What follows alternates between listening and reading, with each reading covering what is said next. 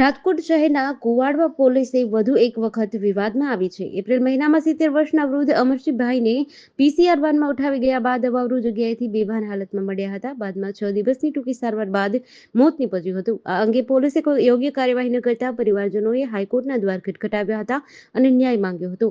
બાદમાં હાઈકોર્ટે પોલીસને યોગ્ય તપાસ કરી ગુનો દાખલ કરવા કહ્યું હતું, જેના આધારે ગઈકાલે રાત્રે રાજકોટ કુવાડવા પોલીસે આઈપીસી 302 મુજબ હત્યાનો ગુનો અજાણ્યા શખ્સ સામે નોંધી તપાસ હાથ ધરી છે. પોલીસ ફરિયાદીની ફરિયાદ નોંધતી નહોતી, એટલે તેઓ હાઈકોર્ટ ગયા હતા. હાઈકોર્ટે કહ્યું કે ફરિયાદીની રજૂઆત સાંભળીને ફરિયાદ નોંધવામાં આવે. જો ફરિયાદ નોંધવામાં જેવી ન હોય તો શા માટે ફરિયાદ નથી નોંધવી, તેના કારણો અરજદારને લેખિતમાં પોલીસ આપે. જો પોલીસ ફરિયાદ ન નોંધતી હોય તો અરજદાર સ્થાનિક કોર્ટનો સંપર્ક કરી શકે છે. રાજકોટના મોરબી રોડ પર વેલનાથપરામાં રહેતા અને સિક્યોરિટી ગાર્ડ તરીકે ફરજ બજાવતા 70 વર્ષના વૃદ્ધ અમરસિંહભાઈ સીતાપરા ગત તારીખ 12 એપ્રિલ 2024ના રોજ અવાવરૂ સ્થળેથી ઈજાગ્રસ્ત હાલતમાં મળ્યા હતા, જે બાદ તેમને સારવાર અર્થે ખસેડવામાં આવ્યા હતા. 6 દિવસની સારવાર બાદ તેમનું મોત થયું હતું.